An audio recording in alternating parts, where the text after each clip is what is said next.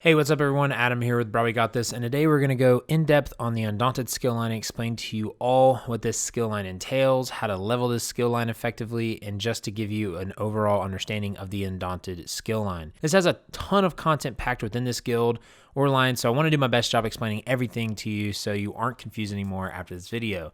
This is a massive part of the end game in a sense that you will need skills and armor from this line, plus there are some cool achievements you can earn as well.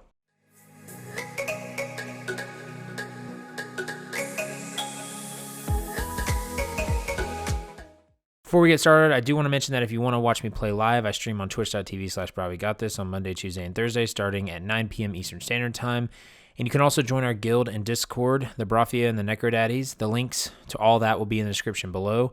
Also, you can follow me on Instagram and Twitter as well, where I post fashion, memes, and video updates. Links in the description to those there as well, like the ones before. This is essentially the dungeon skill line of the Elder Scrolls Online. This is something that you can unlock immediately when you get out of the tutorial of the game by going to Vocal Guard and going to the inn. Then you can talk to Turk's Red Claws upstairs and start the skill line there. This is something you should do immediately, in my opinion, when you start the game on a character. The reason being is because as soon as you hit level 10, you will unlock the ability to do random dungeons, which is something you should definitely do. Mainly because this line takes some time to level, and the earlier you have it activated, the quicker you can get some of the skills leveled. Now let's go into the skills and talk about them, because they have some meta skills that a lot of people use on their classes. So with the Undaunted skill line, we have 5 skills and we have 2 passives, so no ultimate, but a lot of these skills are actually used for the end game. So the first one we have is Blood Altar, which is a heal basically. So this allows people to heal for 40% of their max health, and it's pretty solid. And I've seen people use this early on, and one of my healers used to use this as well. So this is a pretty solid skill. Trapping webs is hurl webs to ensnare foes, reducing movement speed of enemies in the area by 50% and dealing 190 physical damage. After 10 seconds, the webs explode, dealing 2920 poison damage to enemies within. A ranged ally can activate the Spawn Brooding synergy, dealing 6044 poison damage to them. Summoning a spider to attack for 10 seconds. Spider bites an enemy for 1956 physical damage. I don't know why that's funny to me. The next one is a ranged taunt inner fire. This is really good for tanks. This is something that a lot of tanks will use. And again, it's a ranged taunt, so that's really nice. This one is Bone Shield. This is good for tanks as well, and if you're playing solo. It's a nice little shield that you get. And then the Orb, Mystic Orb or Healing Orb. This is almost in basically every single build that's like Magicka DPS or a healer. You're going to use this Orb. It's really, really good. And people use it basically, like I said, in almost all builds. Then the 2 passives are also really good as well.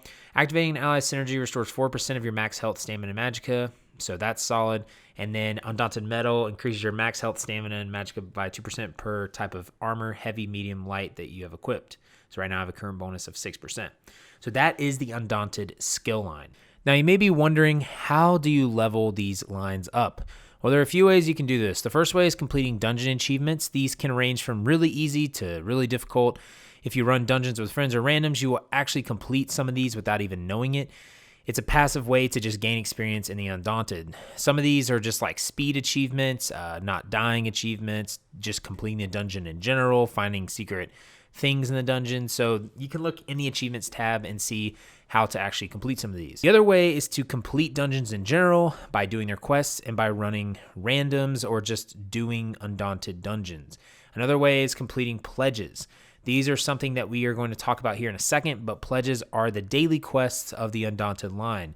Doing these with your characters are the ways that you will increase rank probably the most. Also to note that you can't do a dungeon achievement and have an XP scroll active and it give you more experience from the scroll. The way the Undaunted leveling works is it will give you a set amount of experience for each pledge and achievement done. Dungeons also unlock as you level your characters. So by 45, you will have unlocked all the dungeons in the game to complete. So if you're wondering why you get the same one in a random, a lot of times it's because you don't have many unlocked yet. Also, make sure to do every quest you see in these dungeons. They will give a skill point for each version of the dungeon. So if the dungeon has a 2 next to it, it has another quest you can do and a skill point. This is something I outline in my leveling guide and beginner guide, which I will link in the description, and there'll be a card up in the top right. These, together with XP scrolls, will help you level up quicker as well. Now, since we are on pledges, let's talk about them some. These are going to be mostly the meat of the Undaunted, so I want to make sure people understand these. The Undaunted line, again, can be unlocked and started leveling at level 10 on your characters, so make sure you do this. However, you can't start doing pledges until you reach level 45 in character level. When you reach level 45, you are ready to accept the pledges at your Undaunted Enclave. You will receive a letter that you can open, and you need to accept it and travel to your faction's enclave. For the Aldemary Dominion, your enclave will be in Grotwood. For the Daggerfall Covenant, your enclave will be in Wayrest. And for Ebonheart Pact, your enclave will be in Mournhold. Here you will have 3 vendors that can give you 3 pledges a day on each of your characters. You can't do pledges multiple times a day with a character, just multiple times with different characters. So what are pledges then? These are quests within specific dungeons that will have you do certain tasks like killing bosses in them or just completing random other tasks, but mainly just completing bosses and killing bosses. When you complete these pledges on normal mode, you will receive 1 Undaunted key. These keys are account-wide currency. Now, the pledge givers only give a certain amount of dungeons each. They're split up. So one of the Undaunted vendors is Maj al-Ragath, and Maj will have these dungeons right here. So we have Banished Cells 1 and 2, Darkshade Caverns 1 and 2, Elden Hollow 1 and 2, Fungal Grotto 1 and 2, Spindle Clutch 1 and 2, and Wayrest Sewers 1 and 2. Then we have Glirion the Redbeard, who will have these dungeons: City of Ash 1 and 2, Crypt of Hearts 1 and 2. So then they'll have the Troll King and Iceheart 2-piece sets. Then they'll have the Vault of Madness and Volenfell.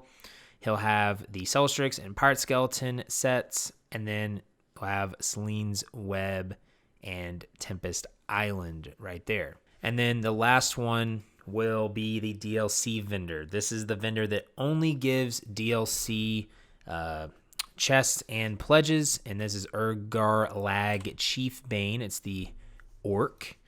And this has the Dragonbones Coffer, Harrowstorm Coffer, Horns of the Reach Coffer, Imperial City Coffer, Scalebreaker Coffer, Shadows of the Hiss Coffer, Wolf Hunter Coffer, and Wrathstone Coffer. So those are the ones there that you'll see as well. Now, what do you do with the keys? Keys are used to open the Undaunted chests that you see when you go to the Pledge Giver's store.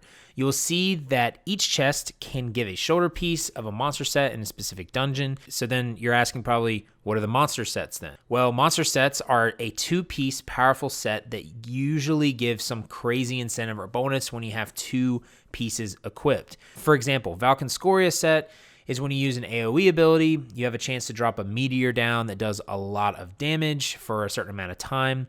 There are tanking, healing, and DPS 2-piece sets, so you can have that for all your characters if you're a healer, tank, or DPS.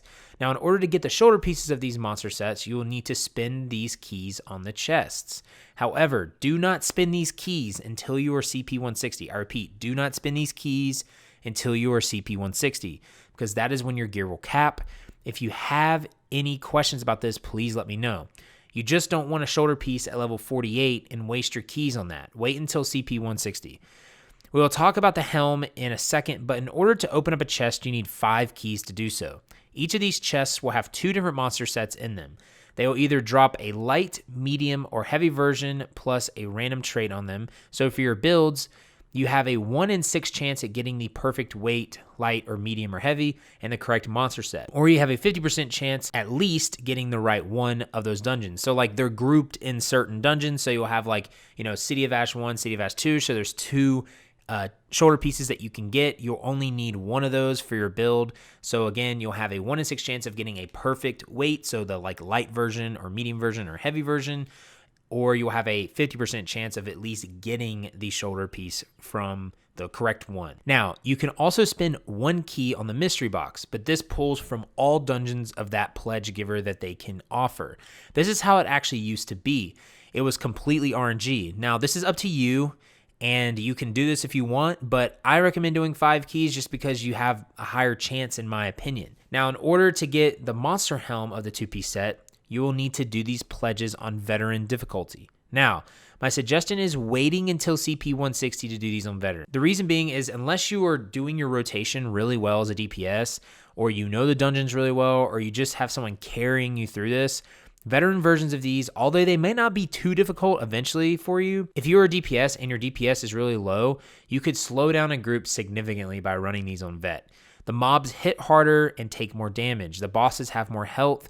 Plus, at sub CP 160, you probably don't even have your gear yet because CP 160 is when you start to obtain it for the most part. So again, this is just a suggestion. You don't have to do this, but unless you have someone carrying you, just wait until CP 160 at least to run veteran dungeons. But when you run these on vet eventually, you will get a guaranteed monster helm drop on veteran.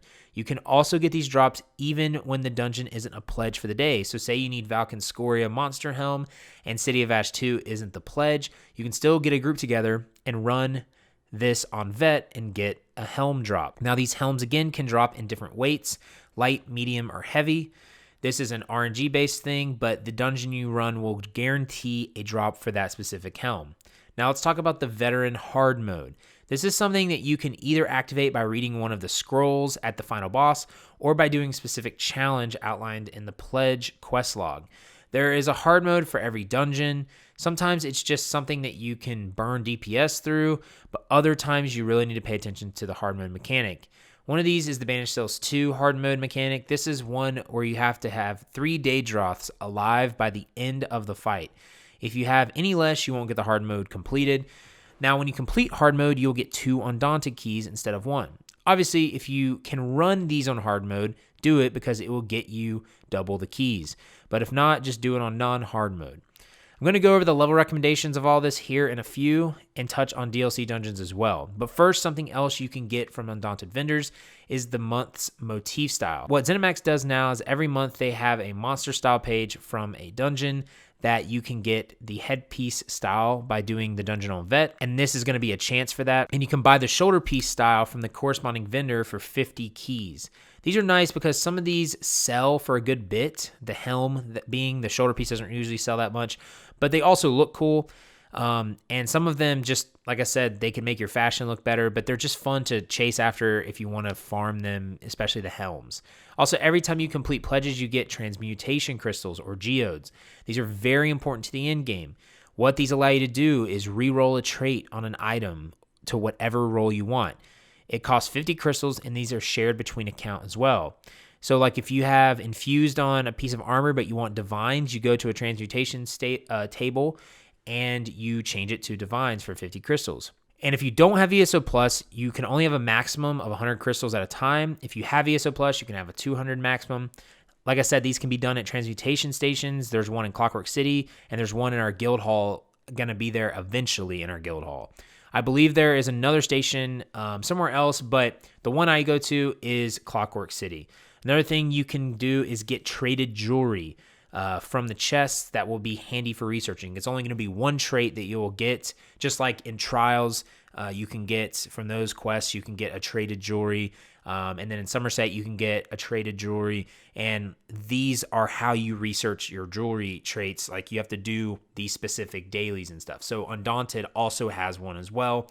So look out for jewelry that have a trait on it that's researchable. Now let's talk about level recommendations. I already went over this briefly, but here are my recommendations when doing pledges or Undaunted things.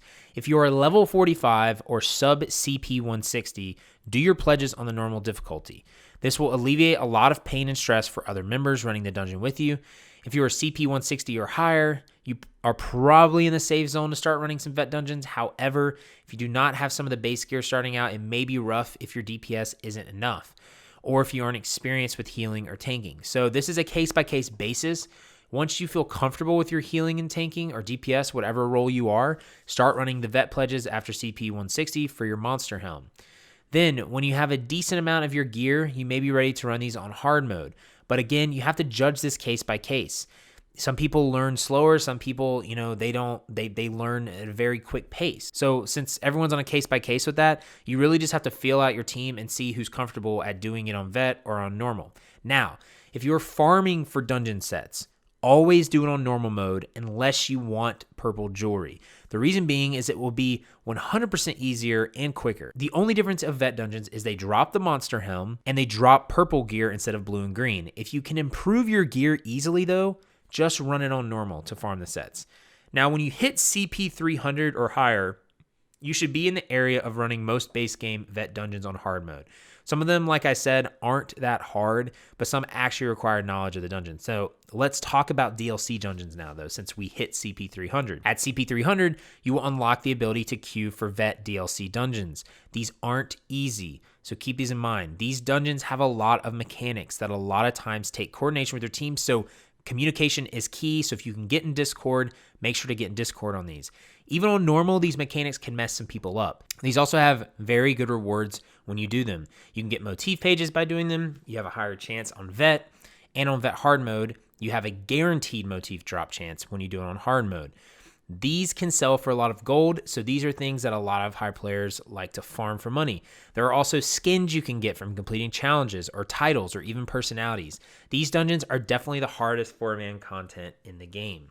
And then the last thing I'm going to talk to you guys about, and this is just a very small thing, but you're going to also get some cosmetic things, like I said, from Undaunted, and one of that is, like I said, skins, motifs, titles, personalities, achievements and stuff. And when you also complete these dungeons, you will get busts or like little trophies from these dungeons. These can be placed in your house, and they have usually like the monster helm of whatever the monster is of the dungeon, and they have like the final boss as well. And so basically, these are just fun little things to go after, and for completionists, you can put them in your house and they look kind of cool.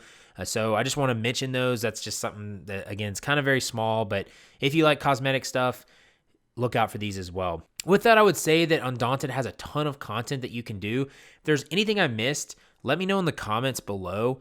I think I covered most of everything that it entails. If you have any more questions, make sure to ask me in the comments, or you can come again to my Twitch stream on twitch.tv/brahwegotthis, Monday, Tuesday, and Thursday, 9 p.m. Eastern Standard Time. You can always ask questions there. I'll try to help you out as best I can with that. And then you can always join our Discord, the Brahwegotthis, or our guild, the Necrodaddies. Again, all those links will be in the description.